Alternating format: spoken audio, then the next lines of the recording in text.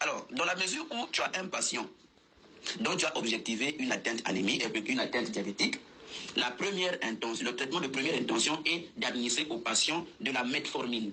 La metformine, tu peux trouver ça sous plusieurs noms là-bas. Tu vas trouver ça peut-être sous le nom de glucophage 500, glucophage 850, glucophage 1000. Et tu vas trouver peut-être metformine dingue. Il y a aussi metformine dingue. Hein, il y a glucovance aussi, hein, je pense. Glucovance. Hein, je pense que ça va être uniquement de la metformine. En tout cas, tout médicament, mais contenant uniquement de la metformine. Pas une association. Pas une association metformine et sulfamide hypoglycémique. Non. Tu commences d'abord par la metformine.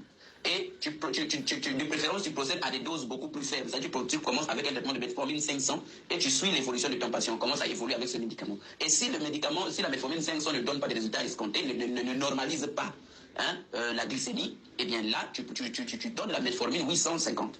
Voilà. Metformine 850, ça peut bien faire l'affaire. Et à un moment donné, si cette metformine 850 commence à montrer des résistances, c'est-à-dire ne donne plus, ne normalise plus un taux glycémique, au moins voilà, à des valeurs proches des valeurs normales, là, tu peux administrer de la metformine 1000. Maintenant, si dans la catégorie des metformines, de tous les doses de metformine, on n'a pas atteint l'objectif glycémique, là, vous allez procéder à une bithérapie.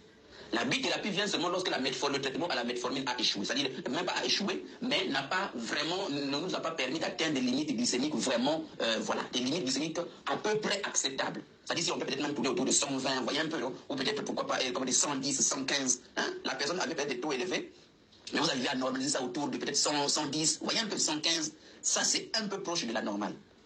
Donc, si jamais on n'atteint pas cet objectif, on va utiliser maintenant de la metformine plus de sulfamide hypoglycémique. Plus de sulfamide hypoglycémique. Les sulfamides hypoglycémiques, tu peux trouver ça sous plusieurs noms. Tu peux trouver ça sous le nom de glibenclamide. Il y a d'autres